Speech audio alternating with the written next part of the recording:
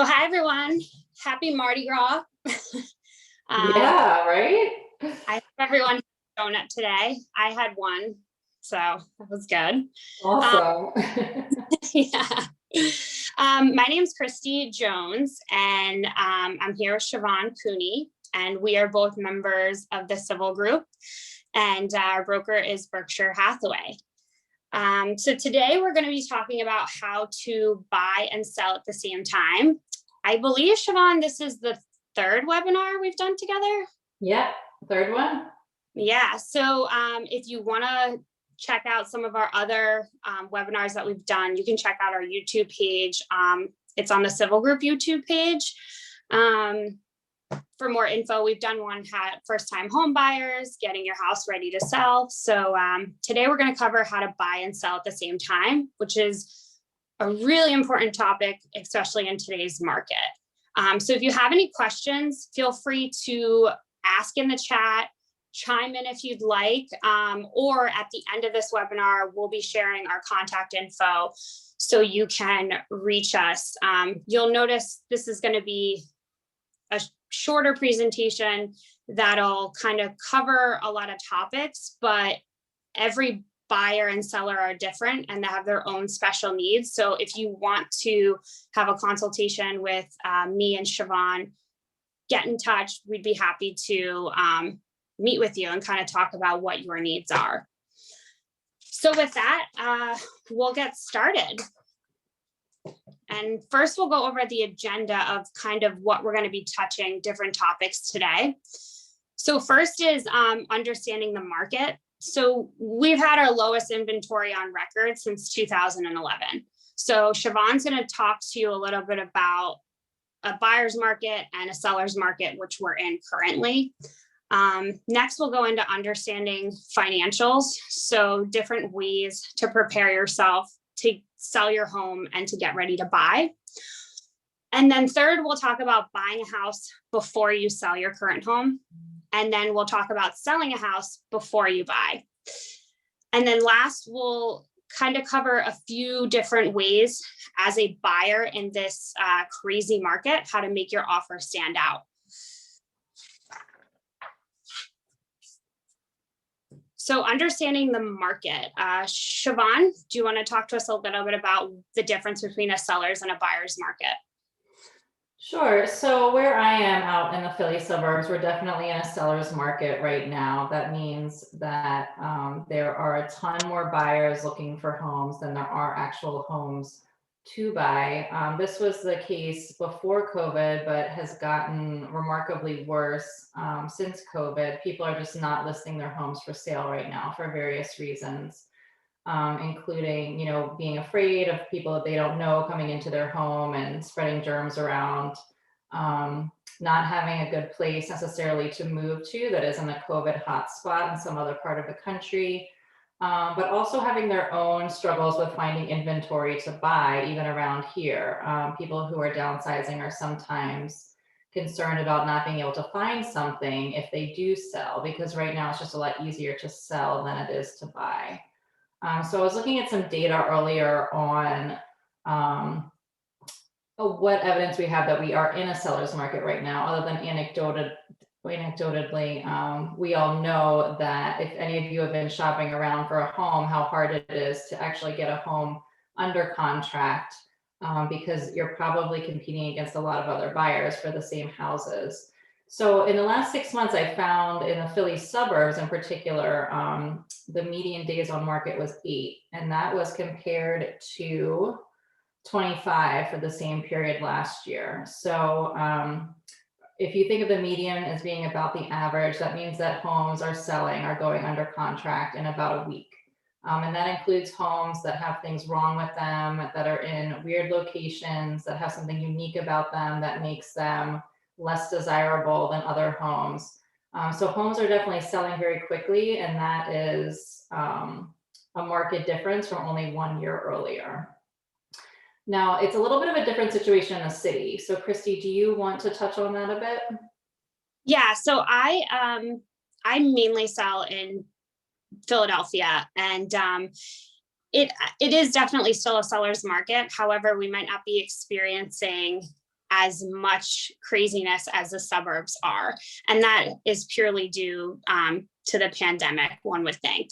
So although Philadelphia is a thriving market, we are a major metropolitan city that is very affordable. So we are getting people that are willing to relocate, making Philly still a seller's market, except things aren't selling, average days on market, instead of being 7 days where Siobhan specializes in the suburbs, it might be more like 30 to 40 days. So with that, our next bullet point here is choose an experienced real estate agent who can help you, with a lot of things that entail selling and buying at the same time. So I think the most important thing is going to be list price. So a real estate agent is going to play a really good role on helping you with a desired timeline. So list price is the most important, but it might depend on that specific seller's timeline on what we're going to price the home. Also, an experienced real estate agent is going to be able to determine the market value of your home and take you through different strategies and negotiation to sell while also buying. Christie, can you maybe just define like what you mean by market value? Yeah, absolutely. So a real estate agent, what they're going to do is going to look at comparables in the area and tell you what the value of your home is. And they'll use that strategy by coming up with a list price that'll sell your home in a time that you would like it to be sold. Right. Okay, great. Thank you.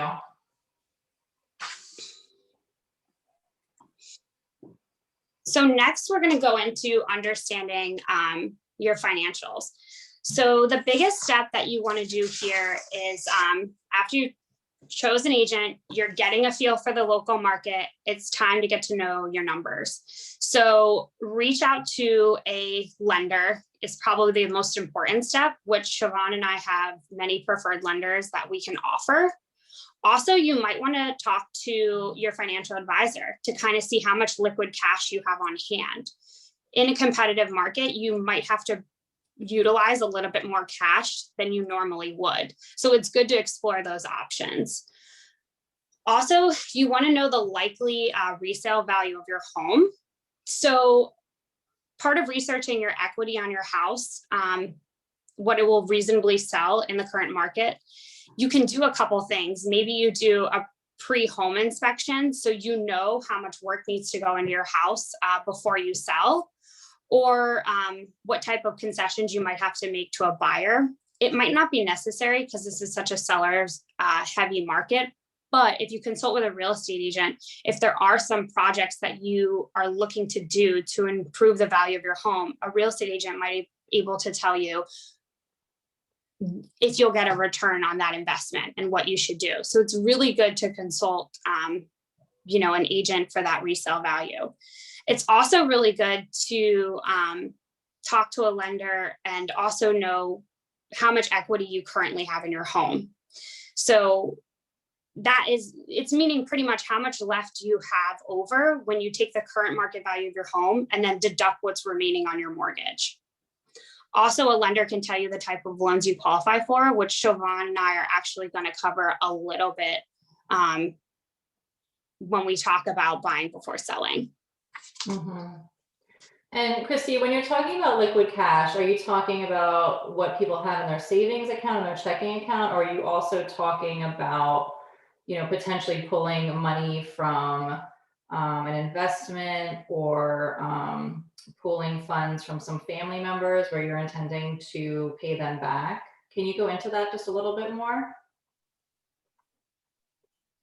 Yeah, great question. So cash on hand might not be necessarily just what you have in your savings. It might be what you have in your 401k or other retirement funds. It might be what you have in your stocks or your investments, things that you might be doing well, especially in the market today, that you can pull from to get some extra cash. And again, if you have a financial advisor, talking to them about what the best way of going about to do that is without getting penalized, what cash you readily have at hand.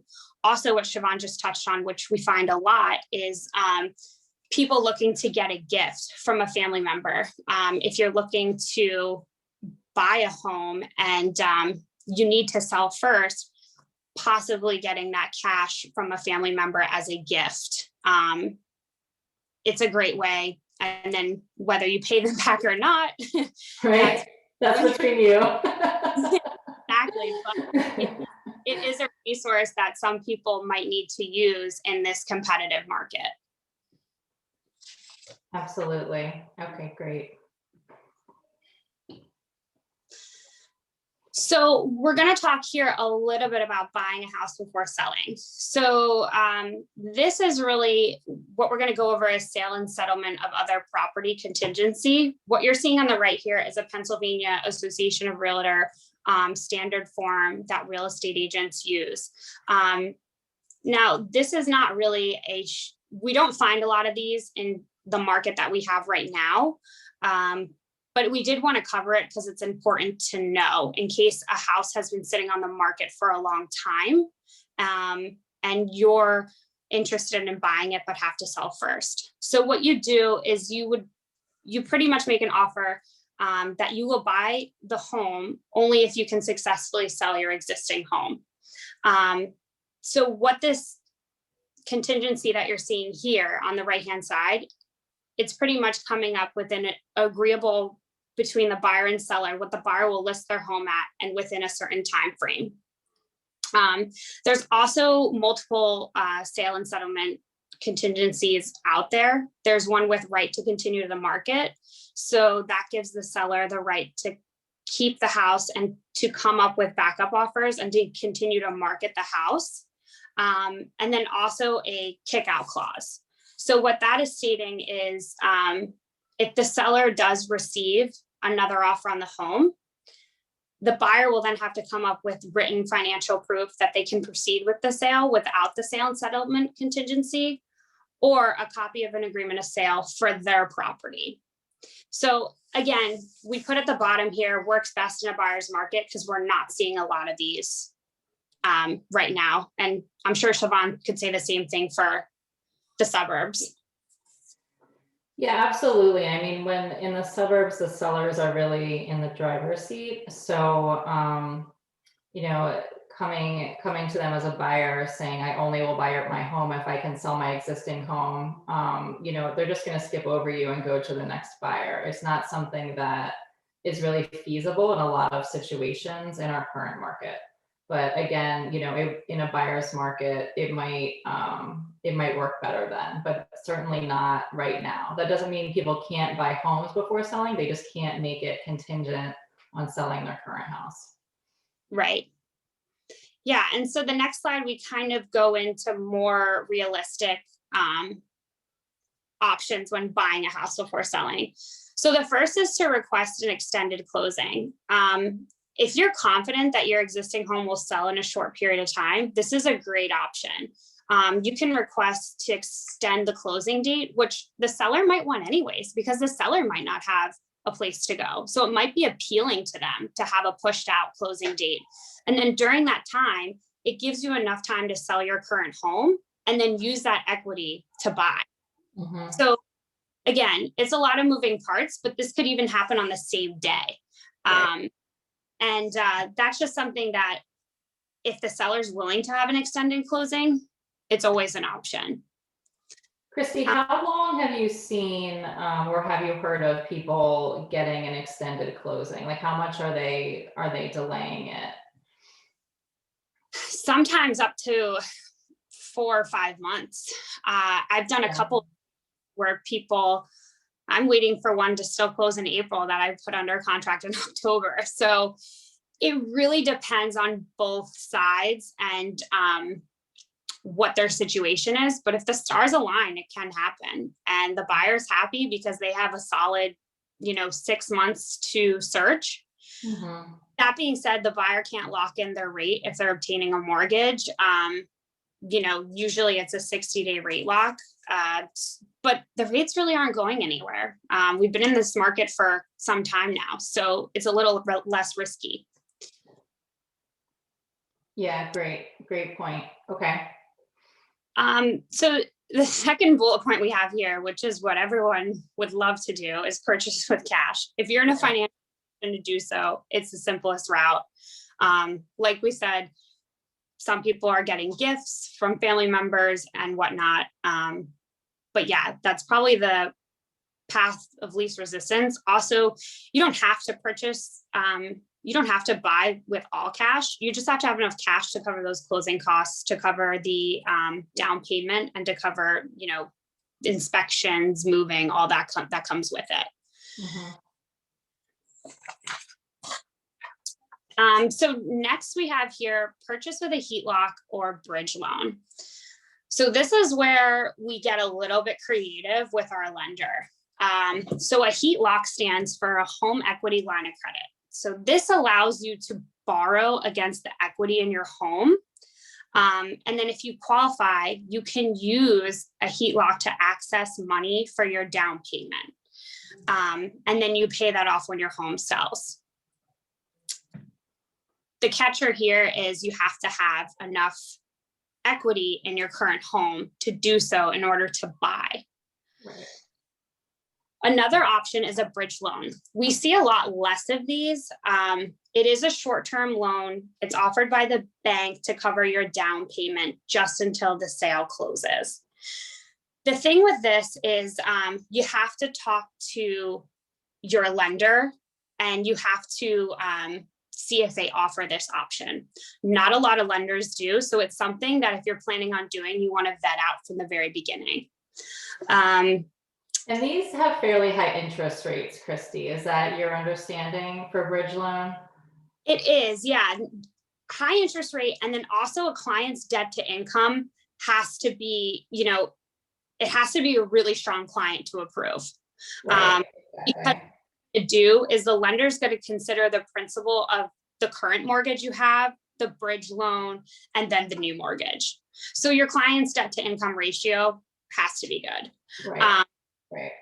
Also, the lender is most likely going to, they're going to vet the client and make sure they qualify for this loan, but they're probably going to outsource the actual bridge loan. But that lender will provide the loan for the house you're buying. So, yeah, it is a lot of moving parts. It's not for everyone, but definitely an option that you can explore, and that we can help find you a lender that is willing to do so. And then last here, we have rent your home first. So if you don't need the money from your first home to make your down payment on the house you're buying, a really good option is to rent your first home. It's a great way to not lose money. That rent income will cover your mortgage. Again, we have to explore what that looks like, but also if your mortgage is really low in the current home you have, you could actually make a couple bucks a month. So definitely something you want to look into. Mm-hmm.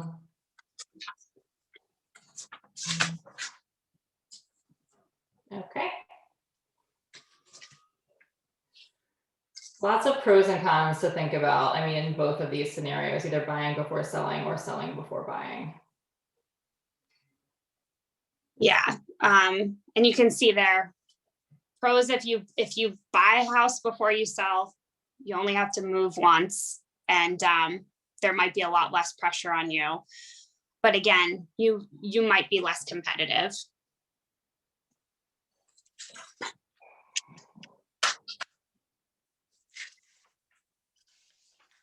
Do you want to do the cons as well? Yeah. I think the cons of buying before selling is if you have a contingent offer, you'll be less competitive.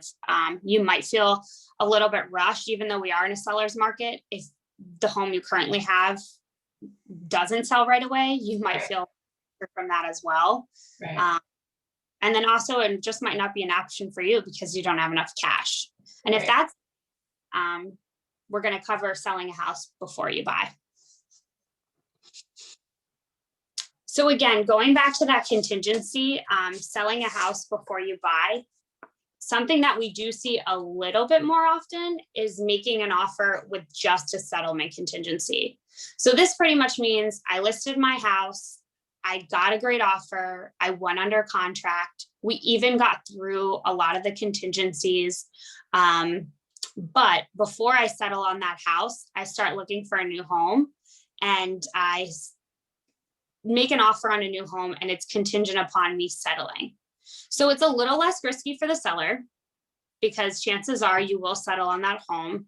But the buyer is still protected because they need to sell in order to buy.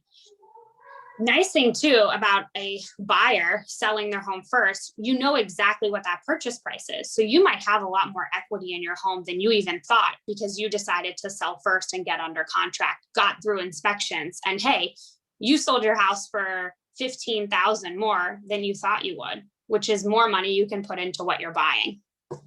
Yeah, absolutely.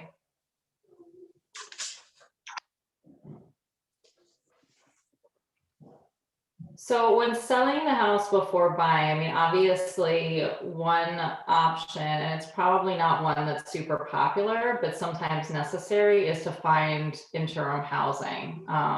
So if you put your home up for sale, it sells, as it probably will right now in this market, especially if you're out here in the suburbs, a little bit less so in the city.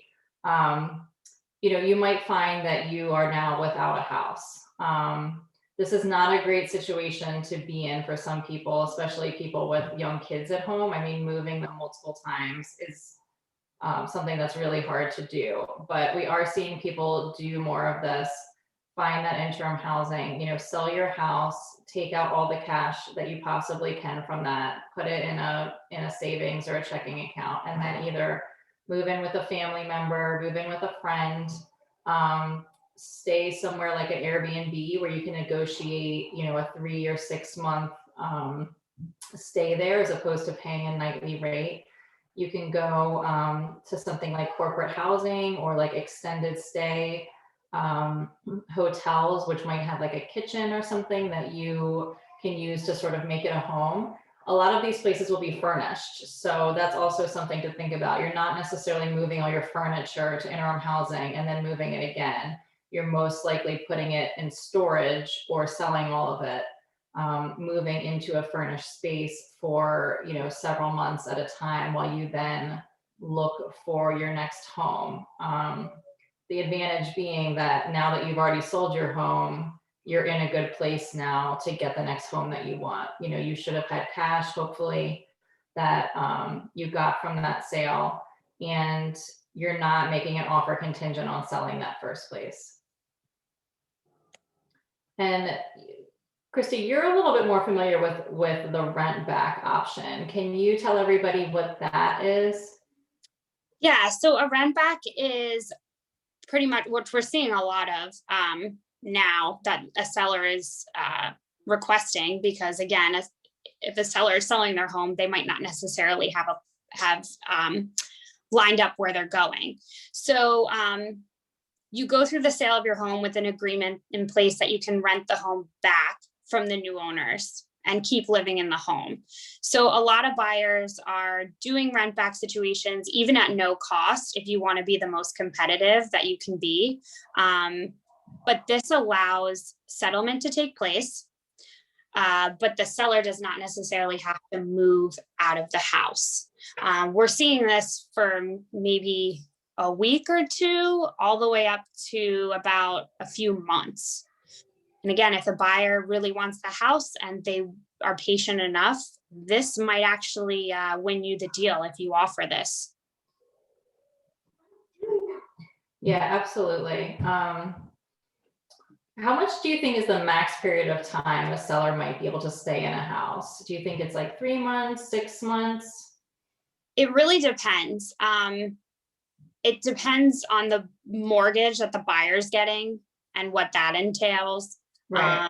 And then it also depends. Usually you come up with a date, everyone signs off with the agreement. So everyone's in understanding that the seller will be moving out on or before a certain date. So both parties come to that agreement before the agreement of sale is signed. Right. So do you do this as part of the agreement of sale, or is it actually like a separate contract between the buyer and the seller that says, the seller is going to rent this home for 3 months. It's called a post-settlement addendum. So it Yeah. is separate from the agreement of sale. Perfect. All right, should we stop and see if anybody has any questions that they want to drop in the chat box, Christie? Yeah, absolutely. Let me look here.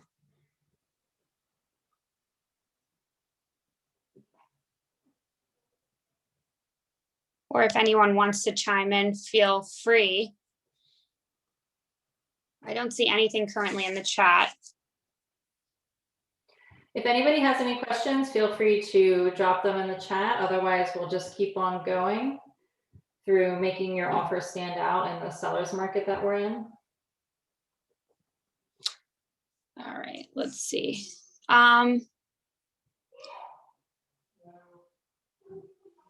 So we have one question from Deanne. I'm considering building a home while selling. This is actually a really great point. And I was actually going to cover it on this slide, making your offer stand out, and some ways that we can get creative with that. I think it's a great alternative to buy new construction.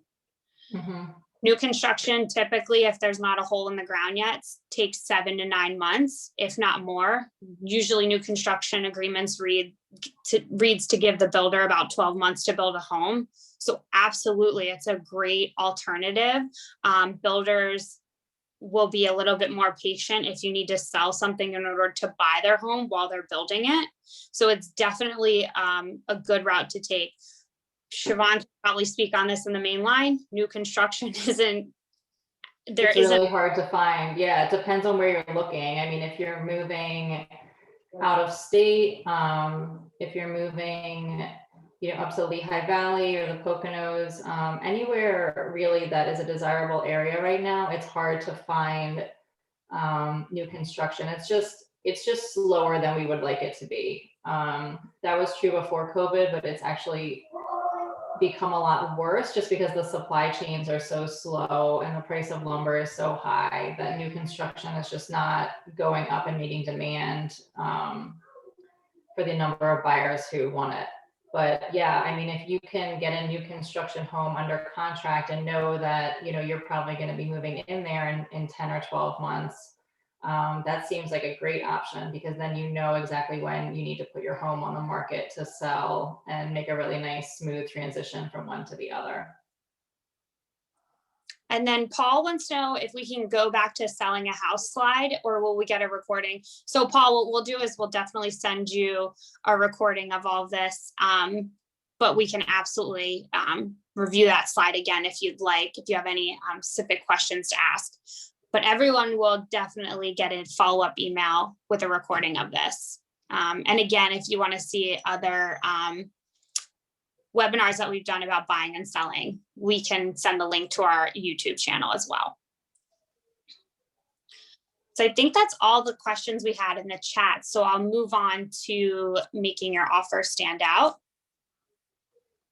So the first thing that we can talk about is price. This is obviously for a seller, the biggest thing that they're going to look at. But other than just going with a high number on price, there's some other things you can do to make that price stand out. First is an escalation clause. So an escalation clause pretty much says, if you think you're going to be in a multiple offer situation, I will pay X price for this home, but if the seller receives another offer that's higher than mine, I'm willing to increase my offer to Y price. A good tactic to use if you're scared that you're going to offer so high over asking, and you want to be kind of protected with what that market value is, right? A home is only worth what a buyer's willing to pay. So you want to see what the competition is willing to pay and stay around that range. Another thing you can do to make your offer stand out is waive the appraisal contingency. So the appraisal contingency is a clause in a buyer's offer that allows the buyer to back out of their contract if the home is appraised for less than the purchase price. you're pretty much taking this risk away. You're saying, hey, Mr. Seller, I know I'm going really high over asking on this home and you're worried about it being appraised. If it doesn't appraise, I will make up for the difference in cash. So by waiving that contingency, it really puts the seller at ease and makes your offer very appealing. Last is just a good one, which is in good faith. We do deposit monies. So putting a higher deposit down is kind of showing that seller, I'm very serious and I really want this home.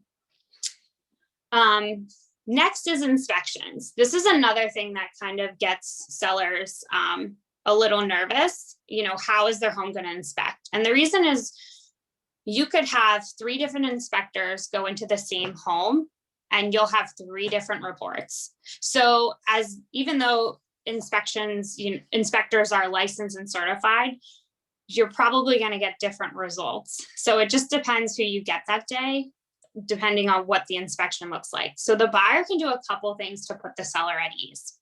The first is waive inspections. This is a big risk on the buyer. And unfortunately, it's what this market has come to. We're seeing more and more of it.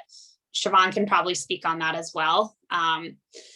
Yeah, I think it's something that, I mean, as agents, like we never want to recommend to a buyer because nobody wants to say, just buy the house without doing your due diligence and inspecting it.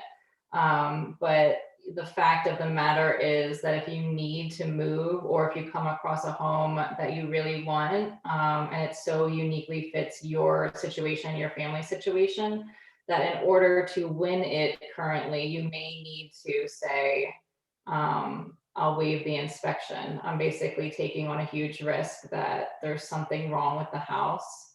But you know, sometimes I also see people just getting really creative with this. Like if you have a friend who's a general contractor, like maybe they go to the showing with you and just sort of do like a cursory visual inspection. I mean, no, they're not testing the electrical outlets, but they might be looking for things that indicate that there's a structural issue. You know, they might be taking a peek at the roof and seeing if it looks like it's coming to the end of its life.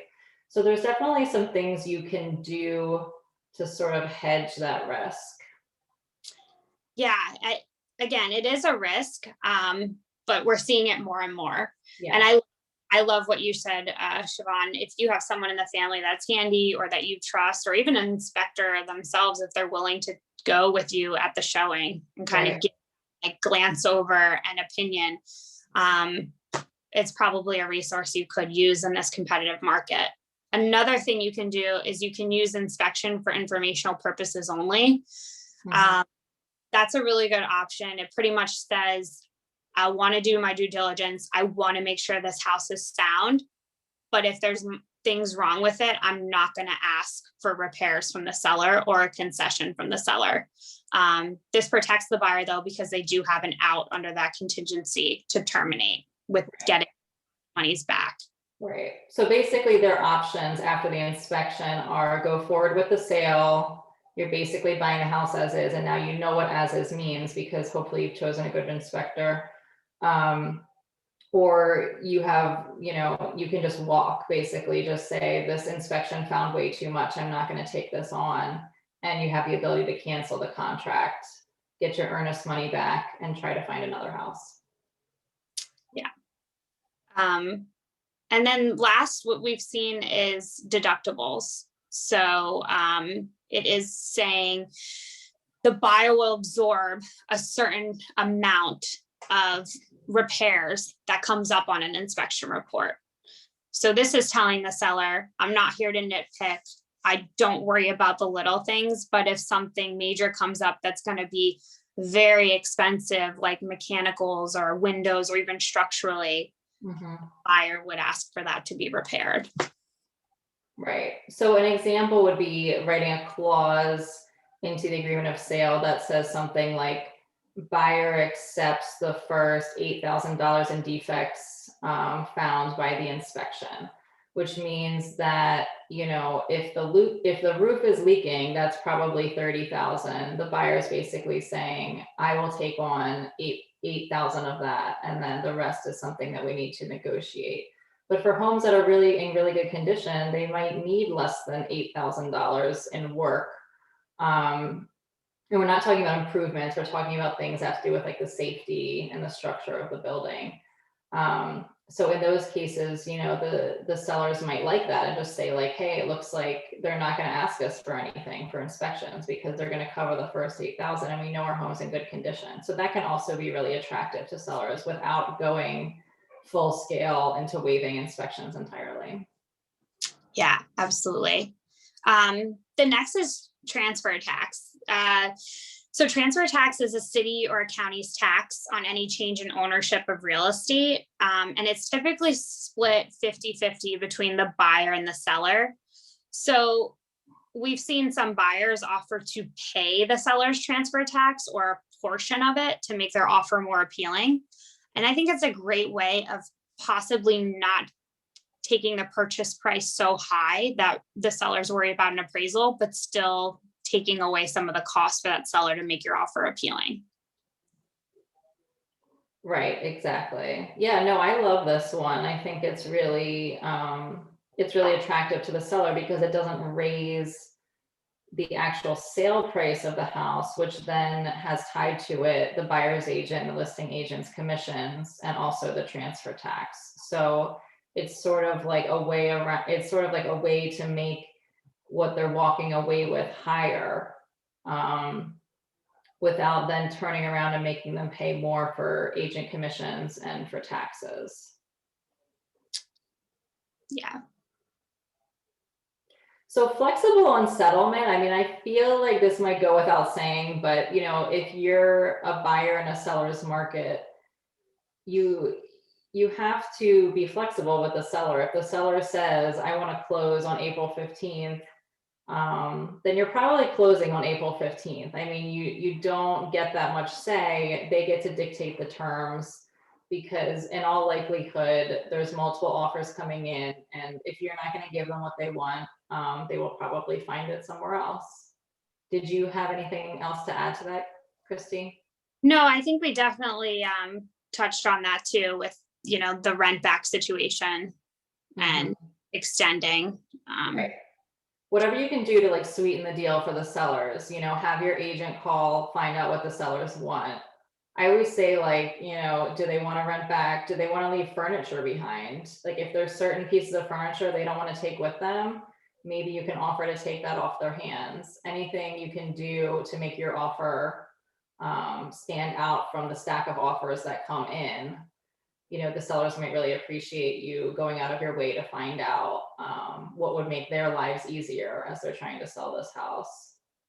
I really like the love letter. I love buyer love letters. As a seller, I'm going to be honest, I probably wouldn't want to see them, and some sellers don't accept them and some listing agents won't accept them, but some of them will. And if they will, you know, it can be a good way of making your offer stand apart from the crowd. And I think it should be genuine and it should say things like, these are the things that I really liked about your house. And this is why, you know, we really want to live here, and, you know, say something about yourself. And if you have a family, you can say something about your family. Again, not every listing agent is going to accept them. So you want to have your agent make sure that it's okay before you send in this letter. And I also say, just like, be really careful about putting your picture on it because some people won't take anything with your picture just for fair housing law reasons. So, you know, get your agent involved, find out what's the best way for you to present this. Is it okay, you know, to them that your picture is on it? And, you know, find out from your agent what sort of things you should be writing in this letter, and then make it, you know, heartfelt and genuine. And I kind of like to say it's okay to lay it on a little thick. Like it might sound kind of cheesy, but to be honest, I mean, buying and selling homes is really emotional. So if you can capitalize on that situation, then it might be in your best interest to do so. Yeah, and your thoughts on that, Christie? My thoughts are it works sometimes. Sometimes it works. Yeah.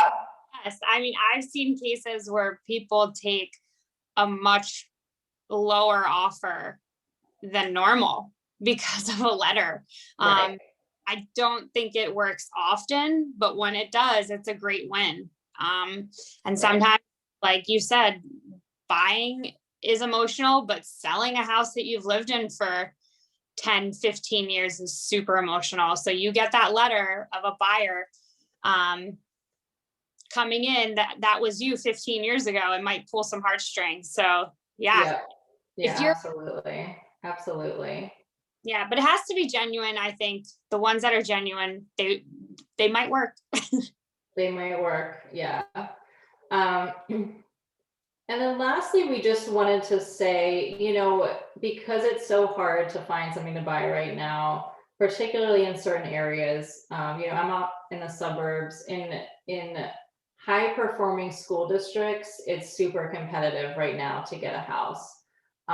So one thing to consider is that most people do not actually want to do work on a house. They're not looking for the home that's in not good condition, because if they're moving out there for the schools, they typically have kids with them, and nobody with kids wants to live through a renovation.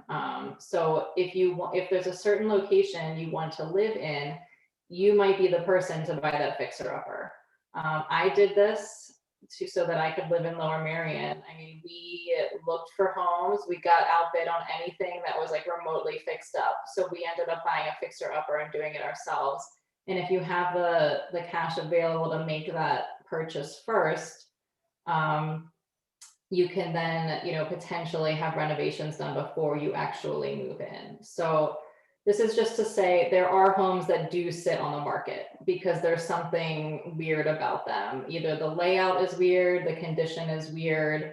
You walk in and it feels like a lot of work. Well, if there's a certain location you want to live, then that might be what you have to buy.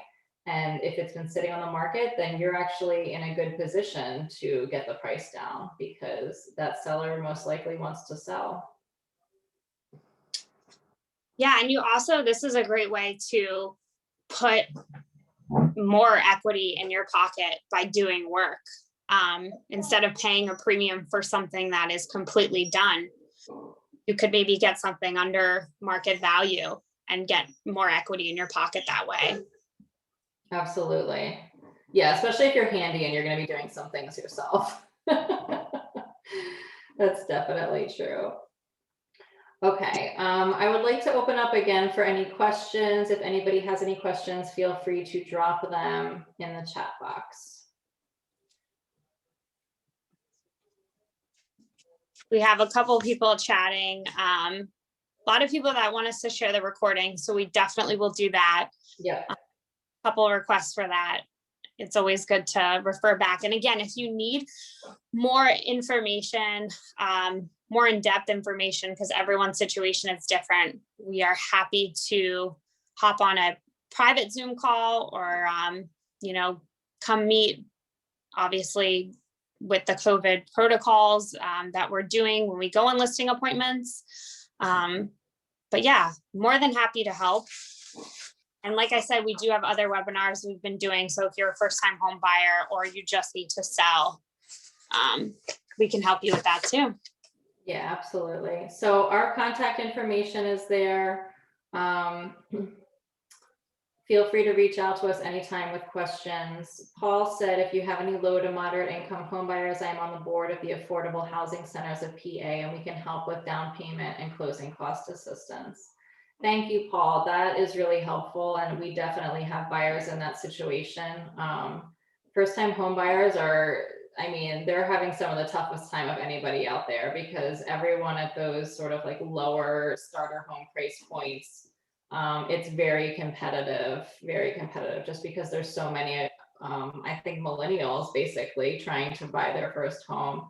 So thanks so much, Paul, for noting that. And I think we'll wrap up, Christie, unless you have anything else that you want to touch on before we go. No, I think that's it. If you also want to follow us on Instagram, the Civil Group has their own Instagram and we're tagged on it a bunch with our listings and our sales. Give us a follow. Give Civil Group a follow. It's a great way to keep in touch. And we'll be doing more of these, although we're extremely busy right now, but in a couple of weeks, I'm sure we'll come up with another new topic. Right, hopefully. If anybody has any thoughts on, what they want the next topic to be, we are, open to ideas. We have one already for first-time home buyers, and we have one for selling your home during COVID. I mean, also a huge concern for a lot of people. Like, what does that mean to sell my home during COVID, and how is this going to go? There's a lot of things we can do to help protect you as a seller. And yeah, feel free to go check that out on our YouTube channel. Any other questions, please feel free to reach out anytime. We are here to help you. And I think that's it. Thank you all for jumping on. We really appreciate all the participation tonight. Thank you. Thanks, Siobhan. You are welcome. Bye, everyone. Bye.